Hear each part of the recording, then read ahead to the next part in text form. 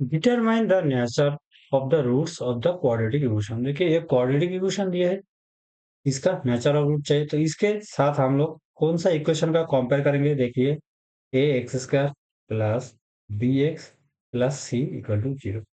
अगर इस इक्वेशन के साथ ए वाला इक्वेशन को कंपेयर करेंगे तो ए इक्वल टू क्या आएगा, देखिए थ्री। क्यों आएगा, देखिए यहाँ पर ए एक्स का दिया है, यहाँ पर क्या है थ्री एक्स स्क्वायर। तो एक्स स्क्वायर इसका दोनों तो मिल गया है, ए नहीं मिल रहा है, तो ए इक्वल टू क्या होगा थ्री। इसी तरह देखिए बी इक्वल टू क्या है, बी एक्स दिया है यहाँ पर टू एक्स, तो बी इक्वल टू आएगा टू, यहाँ पर सी इक्वल टू आएगा फाइव। अब देखिए नेचर ऑफ रूट निकलने के लिए क्या करना पड़ेगा, एक डी का वैल्यू निकालना पड़ेगा। डी का मतलब क्या है, इसको बोला जाता है डिस्क्रिमिनेंट।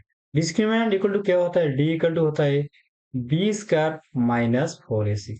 अगर देखिए ए जो हम लोग एबीसी वैल्यू निकाला, इससे इसको वैल्यू निकालना पड़ेगा।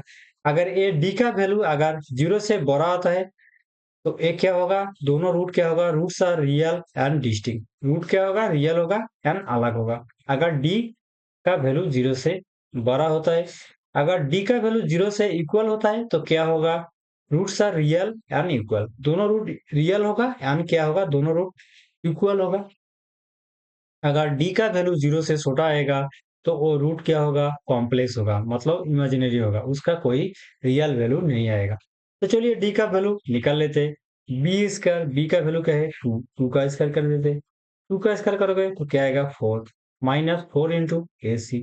ए क्या दिया है थ्री, सी क्या दिया है फाइव, सी दिया है फाइव। तो फोर माइनस देखिए, फोर थ्री जा ट्वेल्व, फाइव ट्वेल्व जा सिक्सटी। तो क्या आ रहा है माइनस 56 आ रहा है। माइनस आ रहा है, इसका मतलब ए क्या है, जीरो से छोटा है। माइनस 56 क्या होगा, जीरो से छोटा होगा। तो जीरो से अगर छोटा होगा तो रूट क्या होगा, नॉन रियल। इसका मतलब दोनों रूट क्या होगा, इमेजिनरी होगा या तो कॉम्प्लेक्स होगा। कॉम्प्लेक्स एंड इमेजिनरी दोनों रूट, दोनों का मीनिंग एक ही है। देखिए कॉम्प्लेक्स एंड इमेजिनरी दोनों का मीनिंग एक ही है, तो राइट आंसर क्या होगा, पहला ऑप्शन। अगर ये माइनस 56 ना होके प्लस 56 होता तो क्या होता, वो जीरो से बड़ा होता। तो बड़ा होता तो कौन सा आंसर होता, roots are real and distinct, real and distinct होता। अगर जीरो होता डी का वैल्यू तो क्या होता, रियल एंड इक्वल। तो फिलहाल हमारा आंसर क्या आ रहा है, ए कॉम्प्लेक्स रूट, क्योंकि माइनस 56 क्या है, जीरो से छोटा है, इसलिए कॉम्प्लेक्स रूट आ रहा है।